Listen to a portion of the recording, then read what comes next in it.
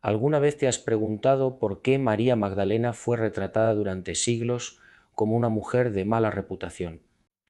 Lo que estás a punto de descubrir sobre María Magdalena fue silenciado durante casi 2000 años, porque una de las figuras más importantes del cristianismo primitivo fue reducida a un estereotipo de pecadora. Y aquí viene lo más perturbador. Ningún evangelio canónico jamás la llamó así, ni Mateo, ni Marcos, ni Juan, ninguno. Entonces, ¿de dónde salió esa narrativa? La respuesta te va a impactar, porque lo que estás a punto de descubrir no es un error histórico accidental, es el resultado de una manipulación sistemática y deliberada, que comenzó hace más de 1400 años, y que cambió para siempre la forma en que el mundo ve a una de las discípulas más cercanas a Jesús. Estamos hablando de una mujer que estuvo presente en los momentos más cruciales de la vida de Cristo, en su crucifixión, cuando los apóstoles huyeron aterrorizados, en su sepultura, cuando su cuerpo fue llevado a la tumba, y en su resurrección, cuando ella se convirtió en la primera testigo del evento más importante de toda la fe cristiana. Según el Evangelio de Juan, fue María Magdalena quien recibió el encargo directo de Jesús resucitado. Ve y dile a mis hermanos que he resucitado, no Pedro, no Juan, no ella. Y sin embargo, durante siglos las iglesias la pintaron como una mujer de mala reputación, una pecadora que necesitaba ser rescatada, una figura menor en la historia sagrada. ¿Por qué? Porque según documentos históricos y evidencias preservadas en manuscritos antiguos, María Magdalena representaba algo que el sistema religioso emergente no podía tolerar. Una mujer con autoridad espiritual, con conocimiento directo de las enseñanzas de Jesús, con un papel de liderazgo que desafiaba las estructuras que se estaban consolidando en los primeros siglos del cristianismo. Los textos antiguos revelan que ella no era simplemente una seguidora. Según las tradiciones preservadas en comunidades cristianas primitivas, María Magdalena era conocida como la apóstola de los apóstoles, un título que la colocaba en una posición de autoridad que incomodaba profundamente a los líderes de la época. Y cuando descubras lo que realmente sucedió en el año 591 después de Cristo, cuando un papa tomó una decisión que alteraría la percepción de María Magdalena para los siguientes 14 siglos. Todo comenzará a tener sentido, porque lo que vas a escuchar no es una teoría moderna, son hechos documentados, sermones preservados, textos antiguos que sobrevivieron y evidencias que emergieron de las arenas de Egipto en el siglo XX. Lo que intentaron enterrar durante casi 2000 años está saliendo a la luz en nuestros días. Y tal vez no sea casualidad que esto esté sucediendo ahora, en una época donde millones de personas en todo el mundo están cuestionando las narrativas oficiales, buscando respuestas más profundas y reconectándose con un cristianismo más auténtico, sin los filtros que fueron impuestos a lo largo de los siglos. Entonces, si alguna vez sentiste que había algo profundamente incorrecto en la forma en que te contaron esta historia, si alguna vez intuiste que María Magdalena era mucho más de lo que te dijeron, prepárate, porque lo que estás a punto de descubrir va a validar esa inquietud que llevabas dentro de tu corazón, y tal vez, solo tal vez, esta revelación sea exactamente lo que tu alma estaba buscando. Todo comenzó con un sermón pronunciado en el año 591 después de Cristo, por el Papa Gregorio I, también conocido como Gregorio Magno. En ese sermón, el Papa hizo algo que cambiaría la historia para siempre. Fusionó a tres mujeres diferentes en una sola persona, tomó a María Magdalena mencionada en Lucas 8:2 como una mujer de la cual Jesús expulsó 7 demonios, tomó a María de Betania, la hermana de Lázaro y Marta, mencionada en Juan 11:12, quien ungió los pies de Jesús con perfume costoso, y tomó una mujer anónima descrita en Lucas 7:30 y 7:38, identificada simplemente como una pecadora de la ciudad, que también ungió los pies de Jesús. El Papa Gregorio declaró que estas tres mujeres eran la misma persona, María Magdalena, la pecadora arrepentida. Pero aquí está el problema. Los evangelios canónicos jamás dicen eso. Si lees Lucas 7, encontrarás a la mujer pecadora anónima. Si continúas leyendo hasta Lucas 8:1-3, Inmediatamente después encontrarás a María Magdalena, presentada como una persona completamente diferente, junto con otras mujeres que seguían a Jesús y sostenían económicamente su ministerio. Según el texto bíblico, María Magdalena no es identificada como pecadora de mala vida, es identificada como una mujer de recursos, una patrocinadora del ministerio de Jesús, alguien de quien fueron expulsados 7 demonios, lo cual, según los estudiosos de las tradiciones antiguas, podría referirse a una liberación espiritual profunda. No hay moralidad. María de Betania, por otro lado, aparece en el Evangelio de Juan como una mujer educada, contemplativa, que escuchaba las enseñanzas de Jesús sentada a sus pies. Una posición reservada tradicionalmente para discípulos varones en la cultura judía de la época. Entonces, ¿por qué el Papa Gregorio fusionó intencionalmente a estas 3 mujeres? Según investigadores que han estudiado este sermón y su contexto histórico. La respuesta tiene que ver con poder y control. En el siglo VI, la Iglesia estaba consolidando su estructura. Las mujeres que habían tenido roles de liderazgo en las primeras comunidades cristianas estaban siendo sistemáticamente marginadas, y María Magdalena representaba un problema. Ella era demasiado prominente en los textos sagrados para ser ignorada, pero demasiado poderosa en las tradiciones cristianas primitivas para ser tolerada. La solución fue simple, pero devastadora: desacreditarla. Si María Magdalena podía ser transformada en una pecadora arrepentida, su autoridad espiritual quedaba anulada. Ya no era una apóstola con conocimiento directo de las enseñanzas de Jesús, era simplemente una pecadora salvada por la gracia, cuya historia servía como ejemplo de redención, pero no como modelo de liderazgo espiritual, y esta narrativa fue tan efectiva que perduró durante 1400 años. Hasta 1969, ese año la Iglesia Católica finalmente revisó su posición oficial y reconoció que María Magdalena nunca fue lo que dijeron durante siglos, que la fusión de las 3 mujeres fue un error histórico, pero el daño ya estaba hecho. 14 siglos de arte, literatura, sermones, películas y tradición popular habían grabado en la conciencia colectiva la imagen equivocada de María Magdalena, y aquí viene la pregunta que debes hacerte. Si pudieron cometer este error durante 14 siglos, ¿qué más pudo haber sido manipulado, distorsionado o enterrado en la historia oficial del cristianismo? Ahora que hemos destruido la mentira, es momento de revelar la verdad. ¿Quién fue realmente María Magdalena? Si leemos los evangelios canónicos sin los prejuicios impuestos por siglos de manipulación, emerge un retrato completamente diferente. Según Lucas 8:1-3, María Magdalena era una de las mujeres que seguían a Jesús junto con los 12 y que le servían con sus bienes. Esto es crucial. No era una seguidora marginal, era una patrocinadora económica del ministerio de Jesús en la cultura judía del siglo I. Esto indicaba que era una mujer de recursos, posiblemente viuda o independiente económicamente, con capacidad de sostener financieramente a un grupo itinerante de más de una docena de personas.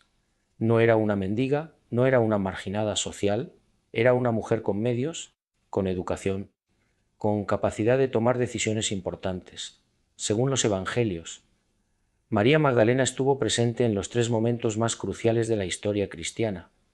Primero, en la crucifixión, mientras los apóstoles varones huyeron aterrorizados cuando arrestaron a Jesús, las mujeres se quedaron. Mateo 27:56, Marcos 15:41 y Juan 19:25 coinciden. María Magdalena estuvo al pie de la cruz observando hasta el final, en una época donde ser identificado como seguidor de un crucificado podía significar tu propia muerte. Ella permaneció visible, valiente, fiel, segundo en la sepultura, según Mateo 27:61 y Marcos 15:47. María Magdalena observó dónde colocaban el cuerpo de Jesús. Ella sabía exactamente dónde encontrar la tumba. No fue casualidad que llegara allí el domingo por la mañana. Tercero, y más importante, en la resurrección. Juan 21:18 relata el momento más extraordinario. María Magdalena es la primera persona que ve a Jesús resucitado. No Pedro, quien supuestamente era la roca sobre la cual se edificaría la Iglesia. No Juan, el discípulo amado. fue María Magdalena, y aquí viene el detalle que nunca se enfatiza. Jesús le da una misión específica, según Juan 20:17. Jesús le dice: «Ve a mis hermanos y diles: subo a mi Padre y a vuestro Padre, a mi Dios y a vuestro Dios». Esto es técnicamente una comisión apostólica. Un apóstol, según la definición bíblica, es alguien que fue enviado con un mensaje directo de Jesús. María Magdalena cumple perfectamente esa definición. Por eso las tradiciones cristianas más antiguas, preservadas en comunidades de Siria y Egipto, la llamaban Apostola Apostolorum, la apóstola de los apóstoles, porque ella fue quien anunció a los apóstoles que Jesús había resucitado. Sin su testimonio no habría cristianismo. Piénsalo. Si ella no hubiera ido esa mañana a la tumba, si no hubiera visto al resucitado, si no hubiera corrido a anunciar a los demás lo que había presenciado, ¿quién habría sido el primero en dar testimonio? Toda la fe cristiana depende del testimonio de una mujer que durante 14 siglos fue retratada de forma equivocada, según los investigadores que han estudiado los manuscritos antiguos y las tradiciones preservadas en comunidades cristianas orientales. María Magdalena no solo era una testigo, era una maestra, una líder, una figura con autoridad espiritual reconocida en los primeros círculos cristianos. Y esto nos lleva a una pregunta inevitable. Si ella era tan importante, ¿por qué solo tenemos 4 menciones principales de ella en los evangelios canónicos? ¿Dónde están sus enseñanzas? ¿Dónde está su voz? ¿Dónde está su evangelio? Porque según los documentos descubiertos en el siglo XX en Egipto, ese evangelio existió y fue deliberadamente excluido del canon bíblico. Entre esos textos estaba el Evangelio de María Magdalena. No era una copia completa, faltaban las páginas 1 a 6 y las páginas 11 a 14, pero lo que sobrevivió es absolutamente revelador. Según este Evangelio, después de la resurrección, los discípulos están confundidos y atemorizados. No saben qué hacer, no entienden completamente las enseñanzas que Jesús les dio, y es María Magdalena quien los consuela y les comparte enseñanzas privadas que Jesús le reveló. Pedro le pregunta: «Hermana, sabemos que el Salvador te amaba más que a las demás mujeres. Dinos las palabras del Salvador que recuerdas, porque no las hemos escuchado, aquí está la bomba». Jesús le reveló a María enseñanzas que no compartió con los demás discípulos. Según el texto, María comienza a explicar una visión que tuvo. Enseñanzas sobre el ascenso del alma, sobre la naturaleza de la realidad espiritual, sobre cómo liberarse de las ataduras materiales. Pero entonces surge el conflicto. Andrés la interrumpe diciendo: «Estas enseñanzas me parecen extrañas. De verdad el Salvador habló en privado con una mujer y no abiertamente con nosotros». Y luego viene Pedro con una de las líneas más reveladoras de todo el texto. ¿Acaso habló el Salvador con una mujer sin que lo supiéramos? Y no de manera abierta. Tenemos que cambiar nuestras costumbres y escuchar a esta mujer. ¿La prefirió a nosotros? Lee esa última pregunta de nuevo. ¿La prefirió a nosotros? Ahí está la herida del ego masculino, que no puede tolerar que una mujer tenga acceso a conocimiento espiritual superior. Según el Evangelio, María llora por el ataque de Pedro, y entonces Leví, también conocido como Mateo, la defiende. Pedro siempre ha sido impetuoso. Ahora te veo atacándola como si fuera un adversario. Si el Salvador la hizo digna, ¿quién eres tú para rechazarla? Ciertamente el Salvador la conoce muy bien, por eso la amó más que a nosotros. Detente aquí un momento. Este no es un texto inventado en la Edad Media. Según los expertos en manuscritos antiguos que han datado este Evangelio, fue escrito probablemente en el siglo II, potencialmente basado en tradiciones orales del siglo I. Es tan antiguo como algunos de los textos sí fueron incluidos en el canon bíblico. ¿Por qué fue excluido? Y ahora presta mucha atención a lo que voy a decirte, porque si no entiendes esto que viene, nunca comprenderás por qué tu vida espiritual se ha sentido vacía, por qué has rezado durante años y sentiste que algo faltaba, por qué las respuestas que te dieron nunca llenaron ese vacío en tu alma. Hay algo que no te han contado, algo tan importante que cambia absolutamente todo, y está directamente relacionado con María Magdalena, con lo que ella representaba, con el mensaje que fue enterrado junto con su Evangelio. Porque verás, no se trata solo de una mujer que fue difamada, se trata del mensaje mismo de Jesús, que fue transformado, manipulado, convertido en algo completamente diferente, y si no descubres qué fue exactamente lo que cambiaron, vas a seguir buscando a Dios en los lugares equivocados. Vas a seguir esperando una salvación que nunca llega, porque te enseñaron a buscarla donde no está. María Magdalena sabía dónde estaba. Jesús se lo enseñó directamente, y por eso tuvo que ser silenciada, porque si tú descubrieras lo que ella sabía, todo el sistema de control se derrumbaría y lo que viene ahora, lo que estoy a punto de revelarte, es exactamente eso. El secreto que María Magdalena guardaba, el secreto que justifica 2000 años de censura. Así que no te vayas, porque esto cambia todo, porque según los investigadores que han estudiado la formación del canon cristiano, este texto era inaceptable para las estructuras que se estaban consolidando en los siglos III y IV, por varias razones. Primero, presentaba a una mujer como maestra espiritual con autoridad superior a los apóstoles varones. Segundo, mostraba tensión y conflicto entre María y Pedro, algo que socavaba la narrativa de unidad apostólica que se necesitaba proyectar. Tercero, contenía enseñanzas sobre la naturaleza del alma, la ilusión de la materia y el camino interior hacia la liberación, conceptos que fueron declarados problemáticos en los concilios posteriores. Pero aquí está la pregunta que debes hacerte: si este Evangelio fue deliberadamente excluido, ¿cuántos otros textos fueron suprimidos? ¿Cuántas otras voces fueron silenciadas? ¿Cuánto del cristianismo original fue enterrado para siempre? Y tal vez lo más perturbador, ¿qué habría sido del cristianismo si el Evangelio de María Magdalena hubiera sido incluido en la Biblia? ¿Cómo sería la Iglesia hoy si durante 2000 años los cristianos hubieran leído sobre una mujer que enseñaba a los apóstoles, que recibía revelaciones privadas de Jesús, que era defendida por algunos discípulos contra los ataques de Pedro? Según las tradiciones preservadas en este texto, María no era simplemente una seguidora, era una iniciada en misterios espirituales profundos que los demás discípulos aún no comprendían, y eso era demasiado peligroso para el sistema que se estaba construyendo, un sistema que necesitaba jerarquía masculina, obediencia institucional y control sobre quién tenía acceso al conocimiento sagrado. María Magdalena representaba exactamente lo contrario: acceso directo a lo divino, sin intermediarios, autoridad espiritual basada en experiencia personal, no en posición institucional.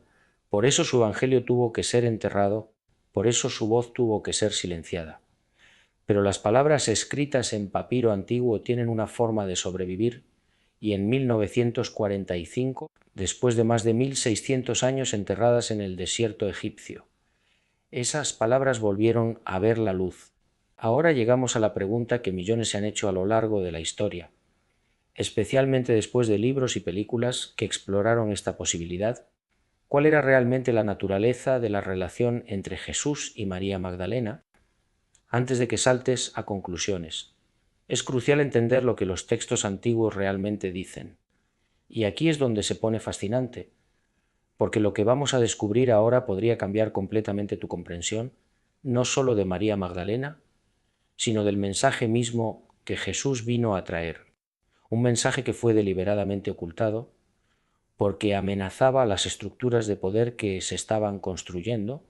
Y si no entiendes esto que viene ahora, nunca comprenderás por qué fue tan necesario silenciar a María Magdalena, por qué fue tan importante transformarla en algo que nunca fue, y por qué su verdadero papel representa una amenaza incluso hoy.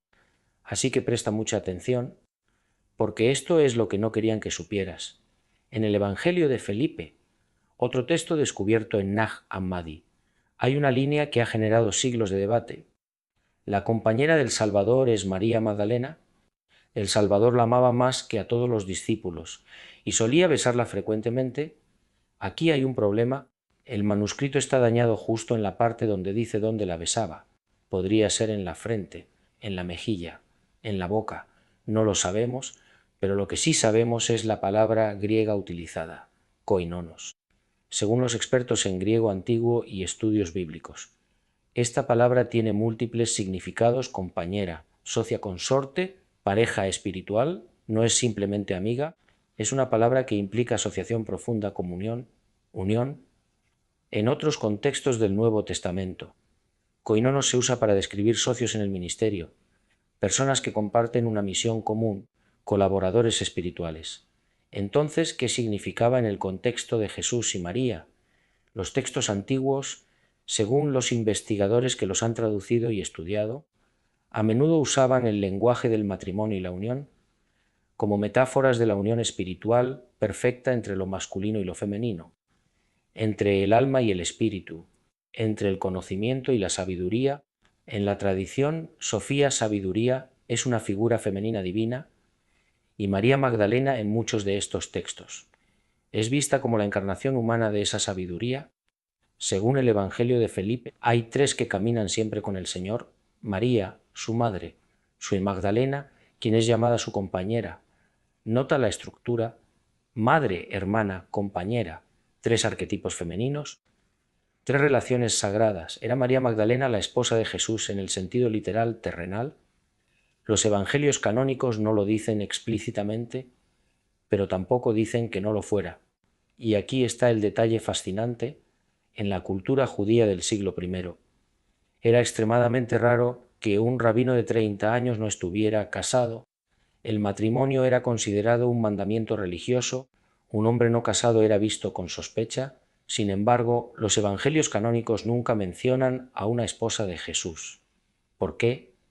Según algunos investigadores que han estudiado este silencio, hay dos posibilidades. Primera posibilidad: Jesús realmente no estaba casado, lo cual lo habría hecho extremadamente inusual para su época y cultura. Segunda posibilidad: Jesús sí estaba casado, pero esa información fue deliberadamente omitida o borrada de los textos que se convirtieron en el canon oficial. ¿Por qué borrarla? Porque según las tradiciones preservadas en textos como el Evangelio de Felipe, si Jesús y María eran compañeros en el sentido más profundo, ya sea espiritual, matrimonial o ambos, eso significaba que una mujer tenía acceso íntimo al conocimiento más profundo del Salvador, y eso era inaceptable para una iglesia, que en el siglo III y IV estaba sistemáticamente excluyendo a las mujeres del liderazgo, de la enseñanza, del sacerdocio. Pablo ya había escrito en 1 Corintios 14:34: las mujeres guarden silencio en las iglesias. 1 Timoteo 2:12 declaraba: no permito que la mujer enseñe ni que ejerza autoridad sobre el hombre. ¿Cómo podía la Iglesia tolerar un texto que decía que el propio Jesús había elegido a una mujer como su compañera espiritual más cercana? No podía. Entonces, según los investigadores que han rastreado la supresión de estos textos, la solución fue triple. Primero, excluir del canon todos los evangelios que daban prominencia a María Magdalena. Segundo, transformar su imagen de apóstola y maestra en pecadora arrepentida. Tercero, eliminar cualquier sugerencia de intimidad especial entre ella y Jesús. Pero aquí está lo que no pudieron borrar completamente, incluso en los evangelios canónicos que fueron cuidadosamente editados y seleccionados.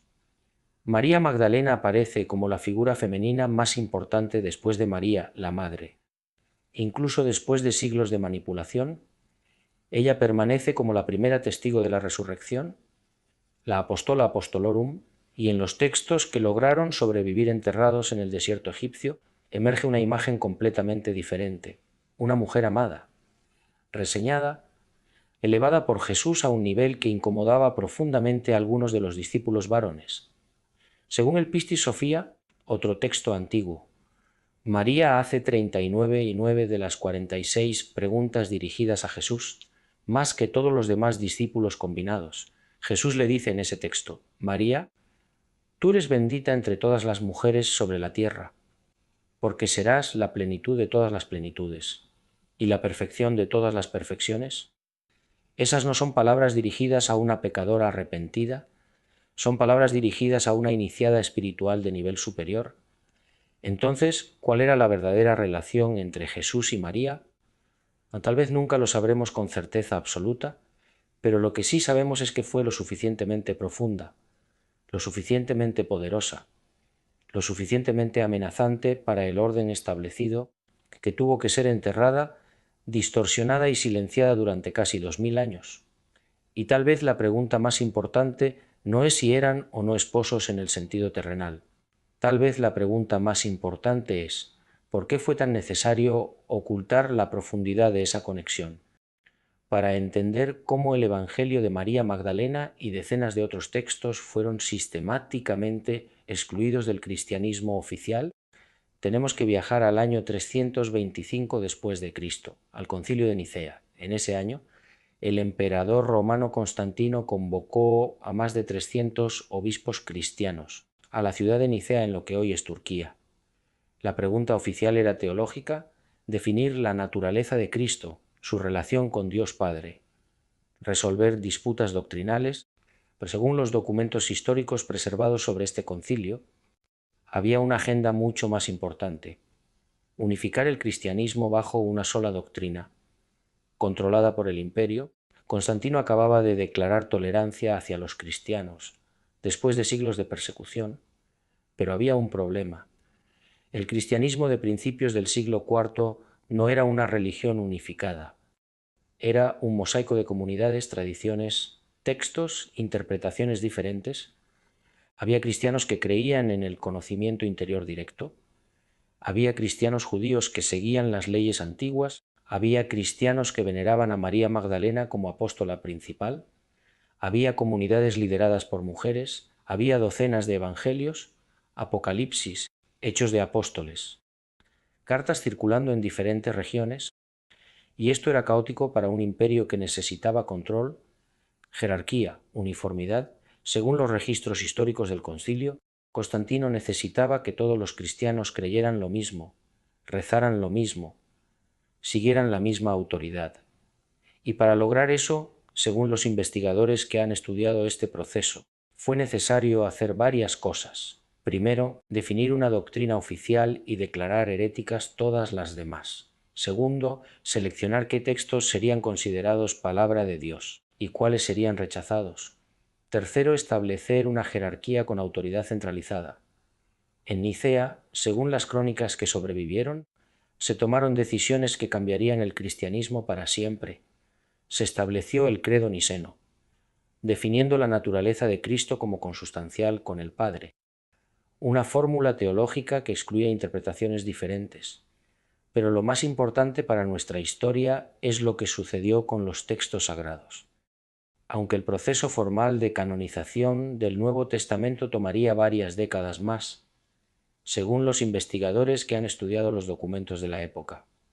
En Nicea se establecieron los criterios para determinar qué textos serían considerados inspirados por Dios y cuáles serían rechazados.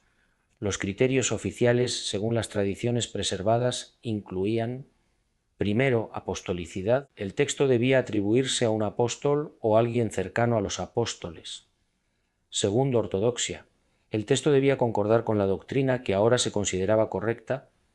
Tercero, uso universal.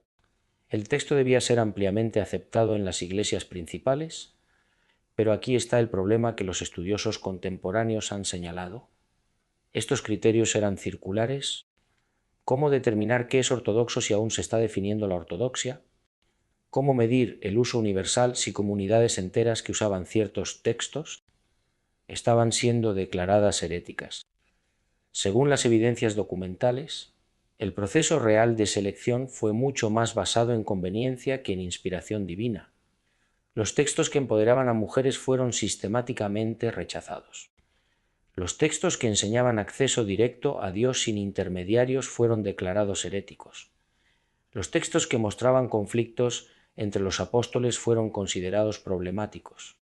Y los textos que presentaban a María Magdalena como figura de autoridad espiritual fueron completamente excluidos. El Evangelio de María excluido, el Evangelio de Felipe, el Pistis Sophia excluido, el Diálogo del Salvador excluido, decenas de otros textos que circulaban en comunidades cristianas primitivas, todos excluidos, y no solo excluidos.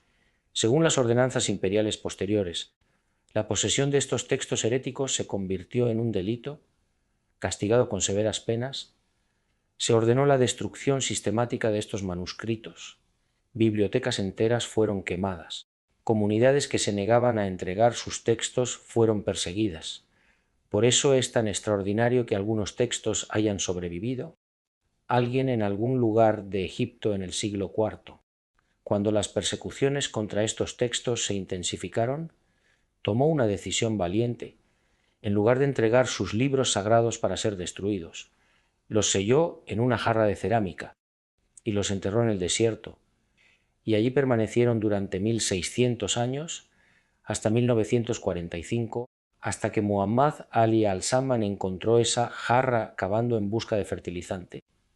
Esos textos sobrevivieron porque alguien se negó a dejar que fueran borrados de la historia. Alguien consideró que esas palabras eran demasiado sagradas, demasiado importantes, demasiado verdaderas para permitir que el poder las destruyera. Y gracias a ese acto de resistencia anónimo, hoy podemos leer las palabras que intentaron enterrar para siempre. Palabras como estas del Evangelio de María: no impongan ninguna regla más allá de lo que el Salvador determinó, ni den leyes como si fueran legisladores, para que no sean dominados por ellas. Puedes ver por qué este texto era peligroso. Estaba diciendo explícitamente: no permitan que instituciones religiosas creen reglas que no vienen del propio Jesús.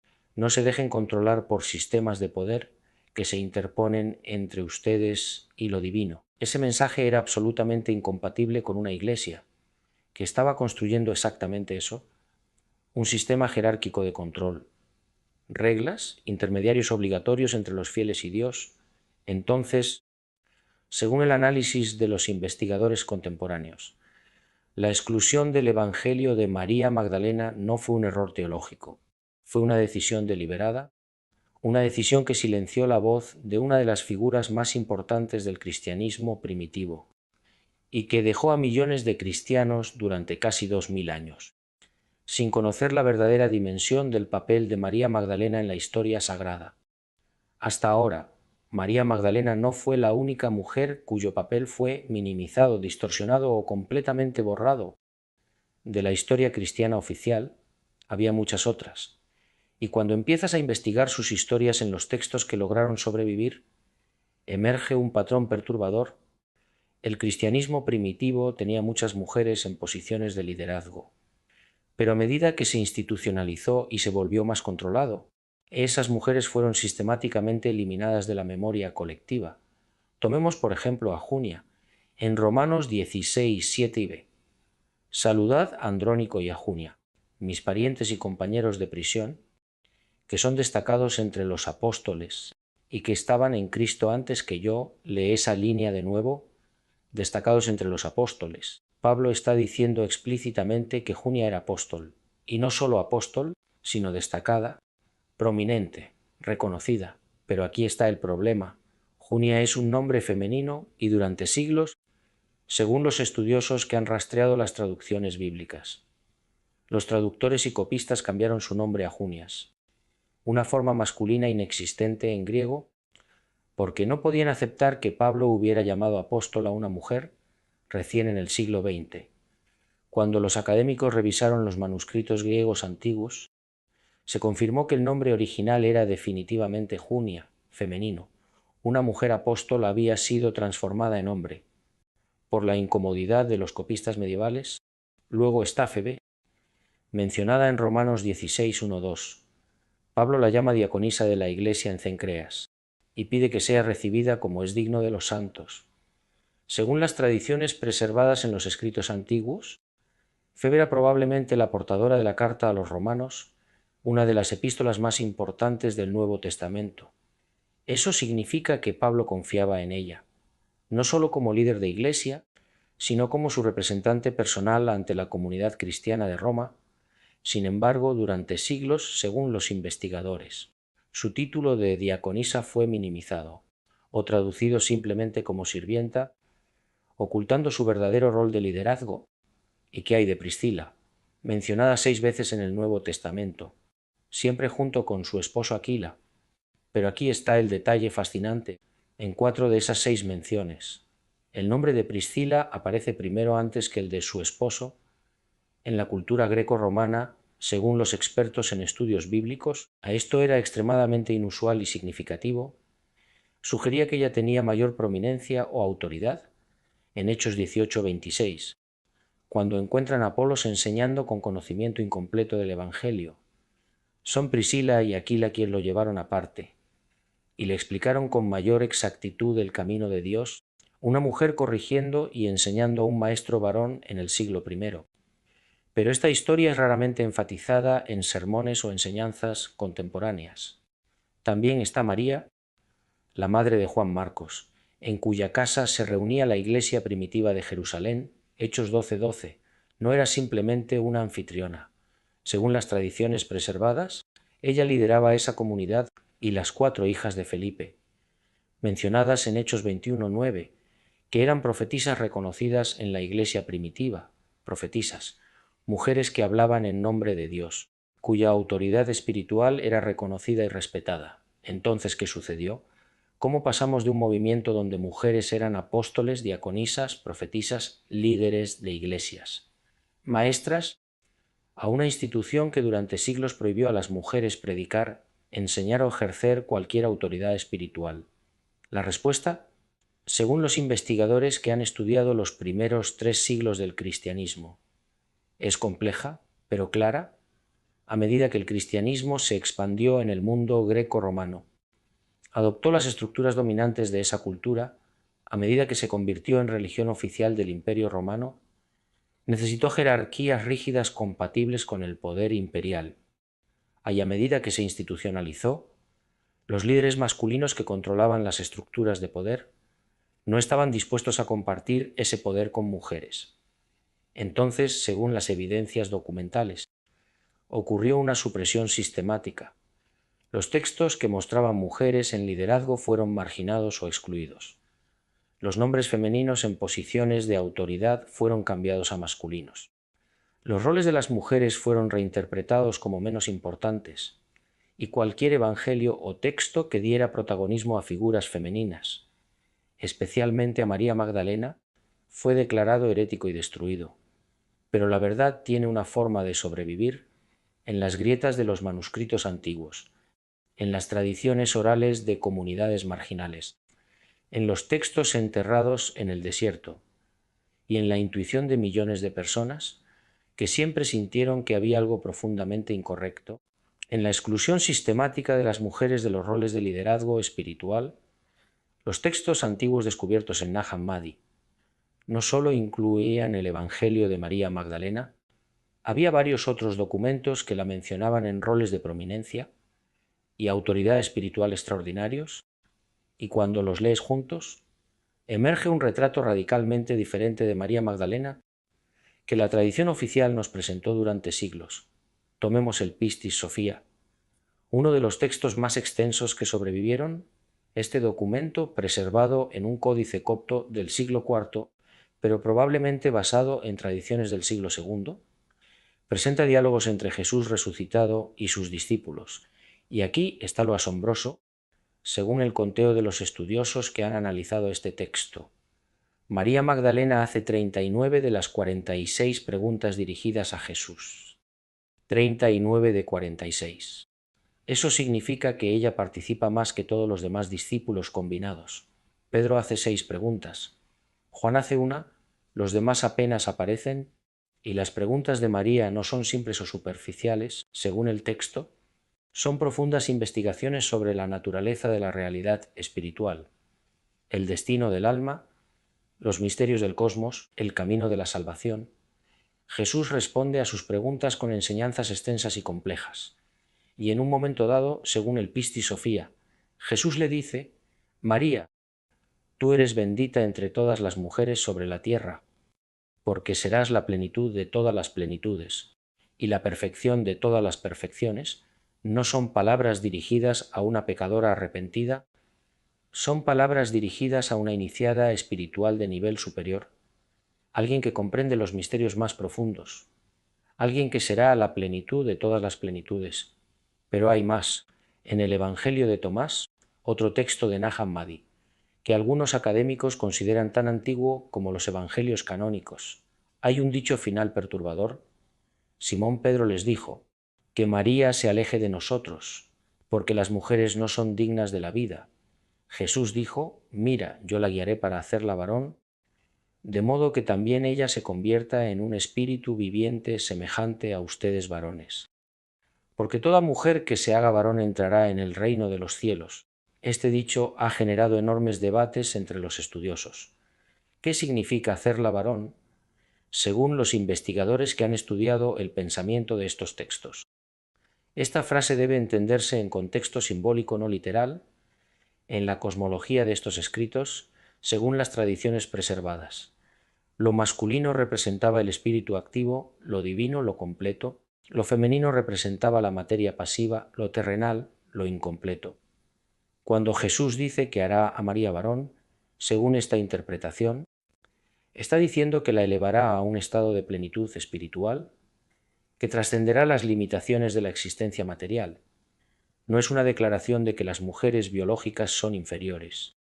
Es una declaración de que María alcanzará un estado espiritual superior, pero incluso esta interpretación revela la tensión que existía en las comunidades cristianas primitivas respecto al papel de las mujeres.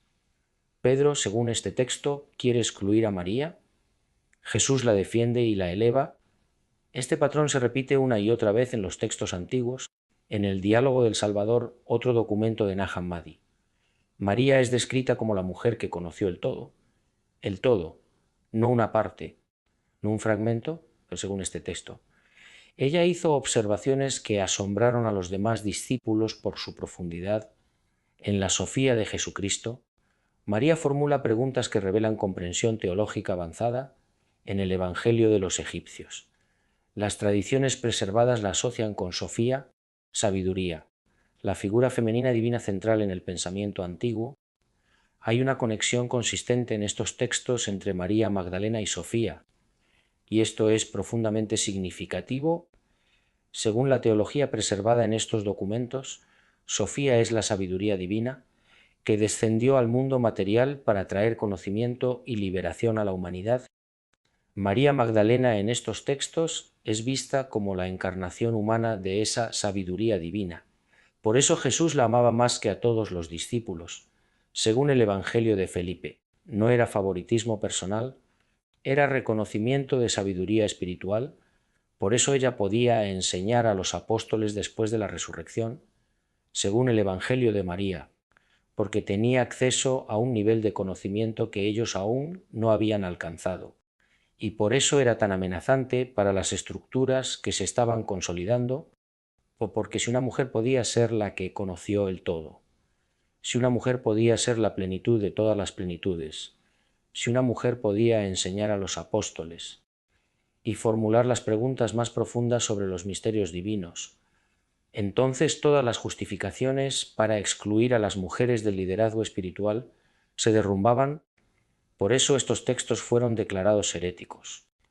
Por eso fueron perseguidos, quemados, enterrados, porque la imagen de María Magdalena que presentaban era incompatible con el cristianismo que se estaba construyendo. Pero esos textos sobrevivieron y ahora, después de casi 2000 años, estamos redescubriendo a la María Magdalena que intentaron borrar, la maestra, la iniciada, la apóstola, la mujer que conoció el todo. Ahora llegamos a una de las tradiciones más persistentes y fascinantes sobre María Magdalena, una tradición que no aparece en los evangelios canónicos, ni en los textos antiguos, pero que ha sido preservada durante 2000 años. En la memoria cultural de una región específica de Europa, la Provenza, en el sur de Francia, según las leyendas preservadas en esta región, después de la crucifixión y resurrección de Jesús, María Magdalena, junto con otras figuras del círculo íntimo de Cristo, tuvo que huir de Jerusalén. Las persecuciones con los seguidores de Jesús se intensificaban, el peligro era real e inmediato. Entonces, según estas tradiciones, María Magdalena embarcó en un viaje peligroso hacia el occidente. El relato tradicional cuenta que llegó a las costas de la Provenza, a un lugar que hoy se conoce como Saintes-Maries de la Mer, junto con otras mujeres del círculo de Jesús, María Salomé, María Jacobé y, según algunas versiones, Sara la egipcia. ¿Es esta historia históricamente verificable? Los investigadores académicos son escépticos. No hay documentación contemporánea que confirme el viaje. Pero aquí está lo fascinante. La tradición es antigua, persistente y está profundamente arraigada en la cultura de la región. La primera mención escrita que sobrevivió data del siglo IX, pero según los estudiosos de las tradiciones orales. Las leyendas locales podrían ser mucho más antiguas y hay elementos en estas tradiciones que merecen atención seria. Según las leyendas provenzales, después de llegar a las costas francesas, María Magdalena se retiró a una gruta en las montañas de Sainte-Baume. Allí, según el relato, vivió durante 33 años en contemplación, ayuno y oración. La gruta todavía existe, está a unos 900 metros de altura en un acantilado escarpado. Es un lugar de peregrinación que ha sido visitado por millones de personas durante siglos, reyapas, santos cruzados.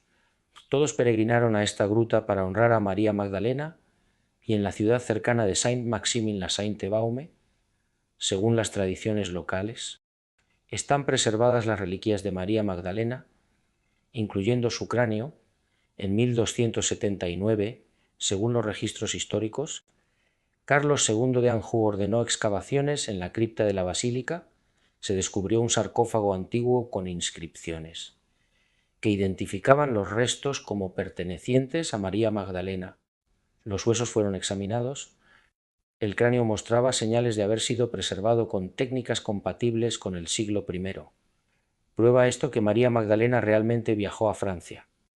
No definitivamente, pero prueba que durante siglos comunidades cristianas en esta región creyeron firmemente en su presencia allí, y aquí está el elemento más intrigante de todas estas tradiciones provenzales: la conexión con las Madonas negras, en toda la región de la Provenza y áreas circundantes. Hay docenas de estatuas de vírgenes negras, figuras marianas con rostros y manos oscuros. Según algunos investigadores que han estudiado estas imágenes, muchas de estas Madonas negras no representan originalmente a María, la madre de Jesús, sino a María Magdalena, y la piel oscura, según estas teorías, podría estar conectada con tradiciones antiguas que asociaban a María Magdalena con Egipto, con la sabiduría africana, con cultos mistéricos precristianos de diosas oscuras. Hay algo más en Saintes Maries de la Mer, el lugar donde, según la tradición, María Magdalena llegó por primera vez a Francia. Hay una festividad anual cada 24 y 25 de mayo. Es una celebración en honor a Sara la Negra, Sara la Cali según la tradición gitana, y aquí la historia se vuelve aún más fascinante, porque según las tradiciones romaníes que han sido preservadas por siglos, Sara no era simplemente una sirvienta que acompañaba a las Marías en su viaje. Sara era la hija de Jesús y María Magdalena, la heredera del linaje sagrado, la portadora de la sangre de Cristo en la tierra, y los gitanos según sus propias tradiciones. Se consideran los guardianes de ese secreto, los protectores de Sara, los preservadores de una verdad que la Iglesia oficial no podía tolerar. Cada año, decenas de miles de gitanos de toda Europa peregrinan a Saintes Maries de la Mer para honrar a Sara la Negra. Llevan su estatua desde la cripta de la iglesia hasta el mar, en una procesión que mezcla elementos cristianos con tradiciones romaníes antiguas, y cuando ves esa devoción, esa persistencia de la tradición durante siglos, esa certeza inquebrantable de que están honrando a alguien de importancia sagrada suprema, tienes que preguntarte, ¿es posible que estas comunidades marginales, perseguidas durante siglos, hayan preservado una verdad que las instituciones poderosas intentaron enterrar? Es posible que en las tradiciones de los gitanos, los provenzales, los devotos de las Madonas negras, haya fragmentos de una historia que fue deliberadamente borrada de los registros oficiales.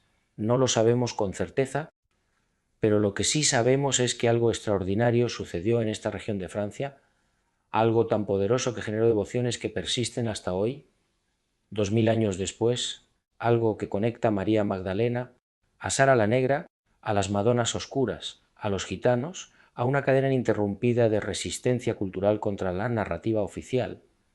Y tal vez esa resistencia, esa preservación obstinada de tradiciones alternativas, sea en sí misma una forma de testimonio, un testimonio de que la verdad incluso cuando es enterrada, silenciada, perseguida. Encuentra formas de sobrevivir en las leyendas, en las grutas, en las peregrinaciones anuales, en la memoria de los marginados, esperando el momento en que pueda emerger de nuevo a la luz. Vamos ahora al corazón del misterio más prohibido de todos, Sara la Negra, Sara la Cali.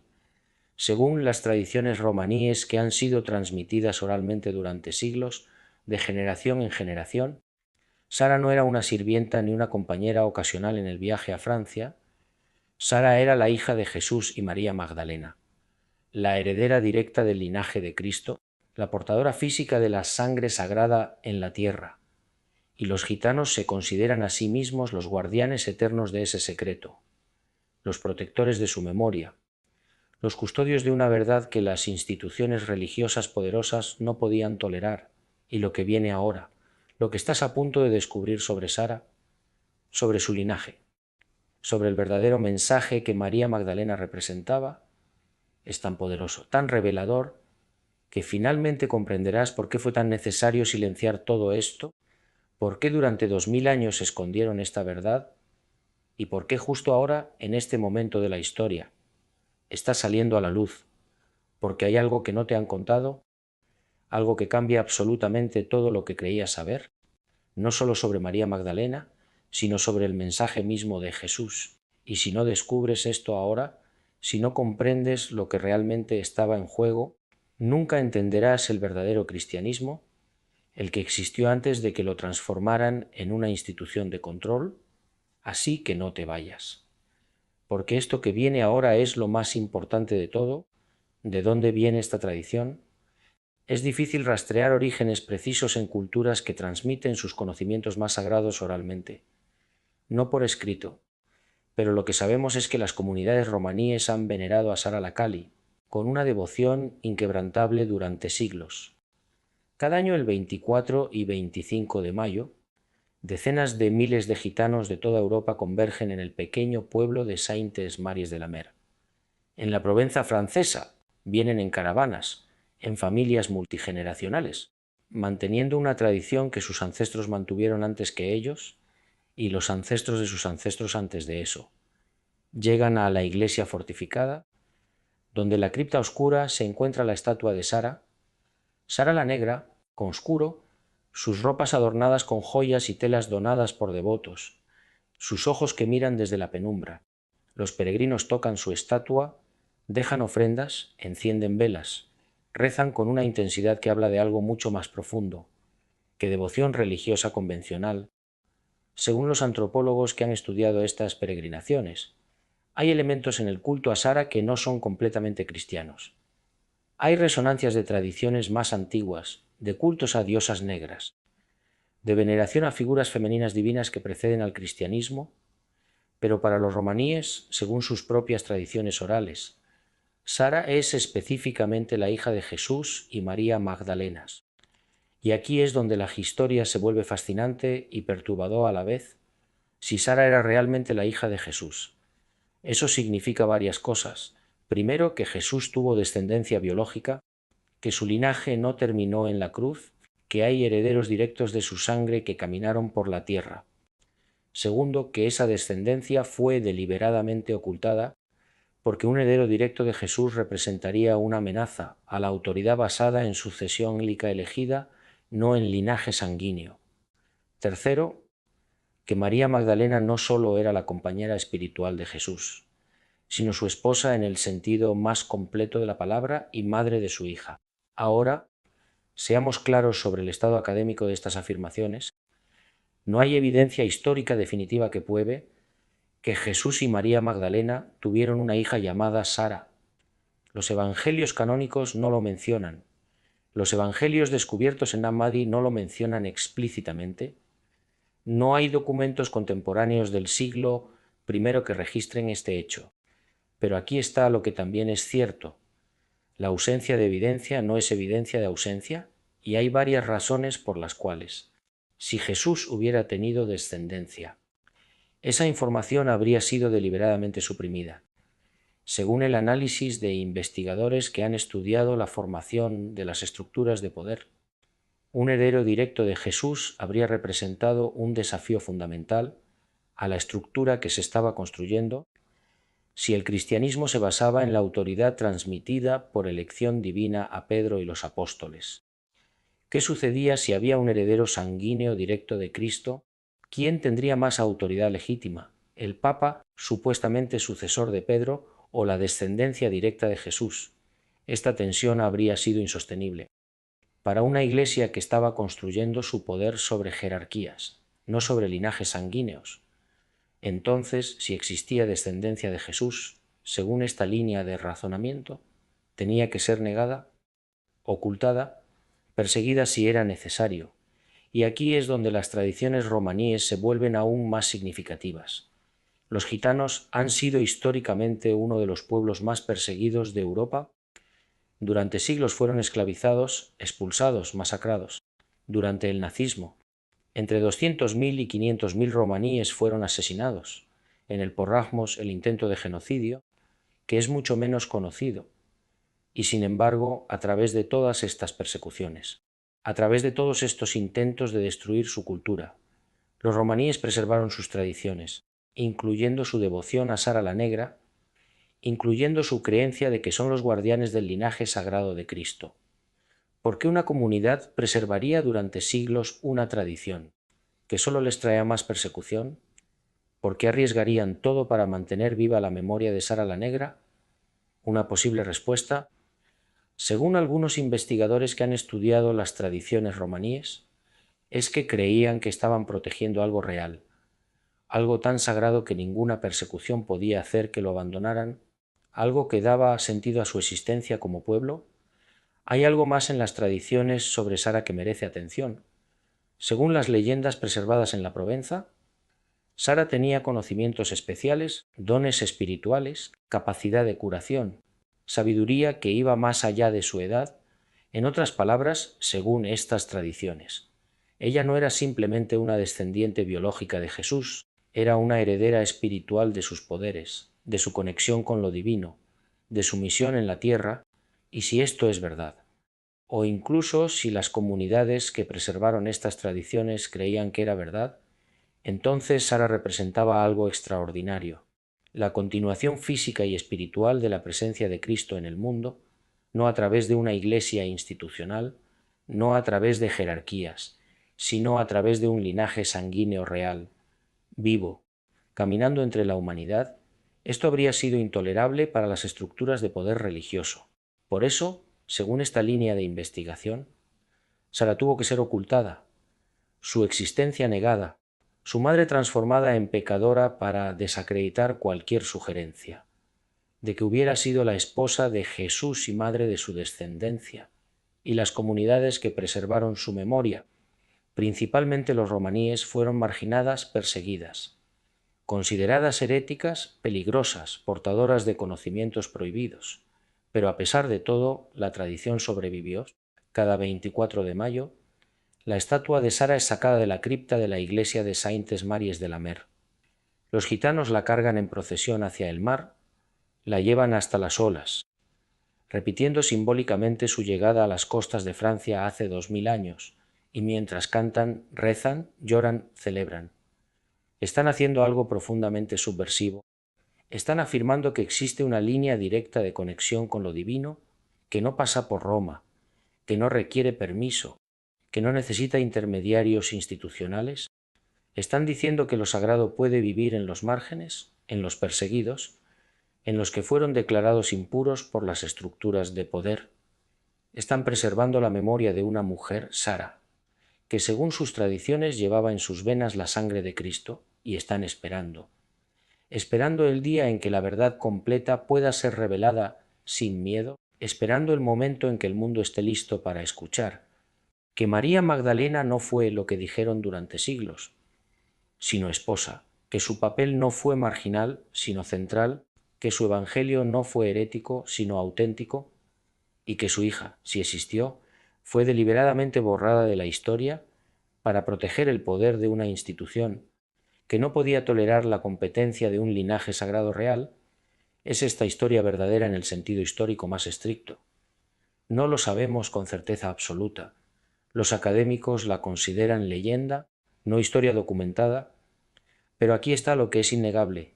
Millones de personas durante siglos han creído en esta tradición con una convicción que desafía la persecución, han preservado esta memoria a través de generaciones, arriesgando sus vidas, manteniendo viva una llama que las autoridades religiosas intentaron apagar, y en una época donde estamos redescubriendo tantas verdades que fueron deliberadamente ocultadas. Desde los evangelios antiguos hasta el verdadero papel de María Magdalena como apóstola, tal vez sea tiempo de preguntarnos ¿qué más fue enterrado? ¿Qué otras verdades sobreviven en los márgenes, en las tradiciones de los perseguidos, en las memorias de comunidades que se negaron a olvidar? Y, tal vez lo más importante, estamos listos para escuchar, ahora que hemos recorrido toda esta historia, desde la manipulación del Papa Gregorio en el siglo VI hasta las tradiciones ocultas sobre Sara la Negra. Es momento de hacer la pregunta más importante de todas: ¿por qué importa todo esto? ¿Por qué fue tan necesario enterrar a María Magdalena? Distorsionar su imagen, suprimir sus enseñanzas, negar su papel central en el cristianismo primitivo. La respuesta va mucho más allá de luchas de poder. Tiene que ver con el mensaje mismo que María Magdalena representaba, un mensaje que era fundamentalmente incompatible con el tipo de cristianismo institucional que se estaba construyendo en los siglos III, IV y V, según los evangelios antiguos que llevan su nombre y que la mencionan prominentemente. María Magdalena enseñaba algo radical: que la salvación viene del conocimiento interior directo, no de la obediencia a instituciones externas. En el Evangelio de María, cuando ella comparte las enseñanzas privadas de Jesús con los discípulos, habla de un camino de ascenso espiritual, que depende de la transformación interior del individuo. No menciona necesidad de sacerdotes, no habla de sacramentos obligatorios, no establece jerarquías religiosas. Según el texto, Jesús le enseñó que el reino de los cielos está dentro de vosotros. Esta frase también aparece en Lucas 17:21, en los evangelios canónicos. El reino de Dios está entre vosotros o dentro de vosotros, dependiendo de la traducción. Pero mira lo que esto significa: si el reino de Dios está dentro de ti, no necesitas ir a un templo para encontrarlo. Si lo divino habita en tu interior, no necesitas un sacerdote como intermediario obligatorio. Si la salvación viene de despertar a tu propia naturaleza divina, entonces las instituciones religiosas pierden su monopolio sobre el acceso a Dios. Este era el mensaje de María Magdalena, según los textos antiguos. Y este era exactamente el mensaje que no podía tolerarse, porque la Iglesia de los siglos III y IV estaba construyendo su poder sobre premisas completamente opuestas: que necesitas la Iglesia para salvarte, que sin los sacramentos administrados por sacerdotes ordenados no hay salvación, que la interpretación correcta de las Escrituras solo puede venir de la autoridad, que debes obedecer a la jerarquía religiosa, porque ellos tienen el poder de las llaves del cielo, según el análisis de investigadores que han estudiado este proceso histórico. Lo que estaba en juego no era solo teología abstracta, era poder real, tangible, económico. Una iglesia que controla el acceso a la salvación, controla poblaciones enteras. Puede exigir obediencia, diezmos, sumisión, puede coronar reyes y derrocar emperadores. Puede declarar herejías y quemar disidentes. Pero ese poder depende completamente de que la gente crea que la institución es necesaria, que sin ella estás perdido, que el camino a Dios pasa obligatoriamente por sus puertas. Y María Magdalena, con sus enseñanzas sobre el reino interior, sobre el conocimiento directo, sobre el ascenso espiritual personal, representaba una amenaza existencial a ese modelo. Si la gente creyera que puede conectarse directamente con lo divino, que el reino de los cielos está dentro de cada ser humano, que la salvación viene del despertar interior, ¿para qué necesitarían la institución? Por eso, según este análisis, fue necesario: primero, desacreditar a María Magdalena transformándola en pecadora, para que nadie tomara sus enseñanzas en serio. Segundo, excluir todos los evangelios que promovían acceso directo a lo divino, sin intermediarios institucionales. Tercero, establecer como doctrina oficial que la salvación solo viene a través de la Iglesia y sus sacramentos, y durante casi 2000 años este sistema funcionó. Millones de personas crecieron creyendo que eran pecadores indignos, que necesitaban desesperadamente la mediación de la institución religiosa para tener alguna esperanza de salvación, que por sí mismos eran insuficientes, perdidos, condenados, que sólo a través de la obediencia a las estructuras religiosas podían encontrar a Dios. Pero aquí está lo que las enseñanzas atribuidas a María Magdalena en los textos antiguos proclamaban: tú eres suficiente, lo divino ya habita en ti, no necesitas que nadie te dé permiso para conectarte con Dios, el camino está dentro de ti, no fuera. Según el Evangelio de María, Jesús dijo: no impongan ninguna regla más allá de lo que yo determiné, ni establezcan leyes como legisladores, para que no sean dominados por ellas. Lee esa línea de nuevo. Es una advertencia directa contra la creación de sistemas religiosos autoritarios, que controlan a las personas a través de reglas humanas disfrazadas de mandatos divinos, y esa advertencia fue deliberadamente enterrada, porque si las personas hubieran sabido que Jesús mismo, según estos textos antiguos, advirtió contra las instituciones religiosas autoritarias, habría sido imposible construir exactamente ese tipo de institución. Entonces, cuando preguntas por qué María Magdalena tuvo que ser silenciada, la respuesta no es solo sobre una mujer, es sobre un mensaje de libertad espiritual, de acceso directo a lo divino, de autoridad interior sobre obediencia institucional, un mensaje que si hubiera sobrevivido intacto en el cristianismo oficial, habría cambiado completamente los últimos 2000 años de historia. No habría habido Inquisición, porque nadie habría tenido autoridad para declarar herejías y quemar disidentes. No habría habido venta de indulgencias, porque nadie habría creído que una institución puede venderte el perdón de Dios. No habría habido guerras religiosas masivas, porque nadie habría creído que matar en nombre de Dios complace a lo divino. Habría habido, según esta visión, un cristianismo completamente diferente, uno basado en transformación interior, no en obediencia externa, uno que empodera a cada individuo a encontrar lo divino dentro de sí mismo, uno donde las mujeres tienen la misma autoridad espiritual que los hombres. Porque María Magdalena demostró que el género no es barrera para el conocimiento más profundo, y tal vez, solo tal vez, estamos viviendo en el momento histórico, donde ese mensaje puede finalmente ser recuperado, donde los textos enterrados en el desierto emergen de nuevo, donde la voz de María Magdalena puede ser escuchada, después de 2 milenios de silencio forzado, donde millones de personas están despertando a la verdad de que lo divino no está encerrado en instituciones humanas, sino que fluye libremente a través de cada alma que se abre a recibirlo.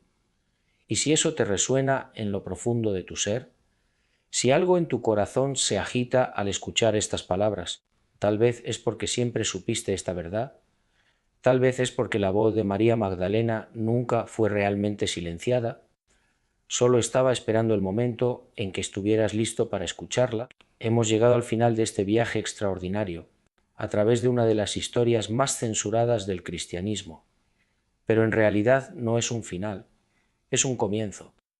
Porque ahora que conoces la verdad sobre María Magdalena, ahora que has visto cómo fue deliberadamente transformada de apóstola en pecadora, de maestra en alguien que necesitaba ser rescatada, de compañera íntima de Jesús en figura marginal, tienes una decisión que tomar. Puedes ignorar todo lo que has escuchado.